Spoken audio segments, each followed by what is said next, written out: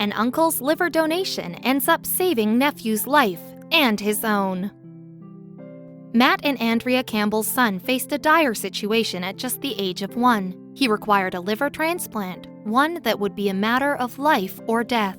In volatile situations like these, all variables need to line up: position on the list, eligible donors, and an available surgeon. Right away, nothing worked out when Matt was unable to donate to his son. Fortunately, someone else could, and it proved doubly beneficial when his brother-in-law Grant stepped in. With this arrangement, 2 parties could benefit from the transplant.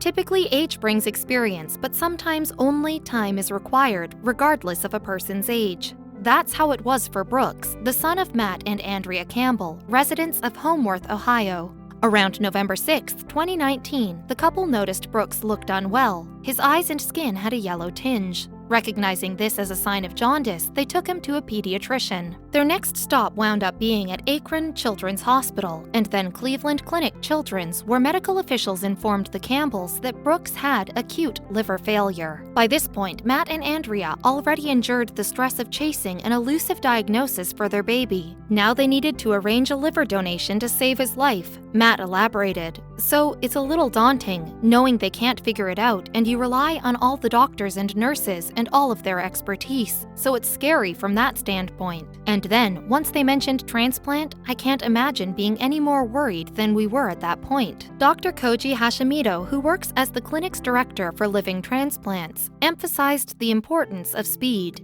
Tarrying could mean the difference between life and death for the 1-year-old. He would have died, Andrea admitted to Today, speaking of Brooks and his liver transplant. Unfortunately, Matt could not be Brooks' donor, as he readily planned. Doctors found that he had a blood clotting disorder which disqualified him. At the time, Andrea had also been 15 weeks pregnant, so she could not do the transplant either. Grant had followed a gut instinct of his urging him to be with the couple, so he was there when Matt received the devastating news. This heartbreak would only add to woes befalling the family. At this point, Grant had been in a very bad place mentally. He'd moved away from family, ended a relationship, and suffered a business setback.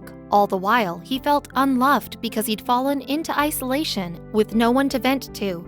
He'd even contemplated suicide. "And I'm just so grateful that I didn't," Grant could say, because 10 months later, little Brooks needed me to be there, and if I hadn't been there, I don't know if he would have made it. While all of Matt's family was excluded from the donor list because of that blood clotting disorder, Grant from Andrea's side was still eligible. 1 6-hour surgery and 1 13-hour transplant later, and Brooks had a liver that saved his life, while Grant had a rush of fully realized purpose that saved his. All of a sudden, this wave of emotion came over me. Like, oh my gosh, like that was probably the reason I was feeling I was supposed to be here. He'd realized. The experience left everyone tearful, but this time they were tears of joy. Brooks had a renewed chance to enjoy a full life, and Grant found purpose by providing this liver donation.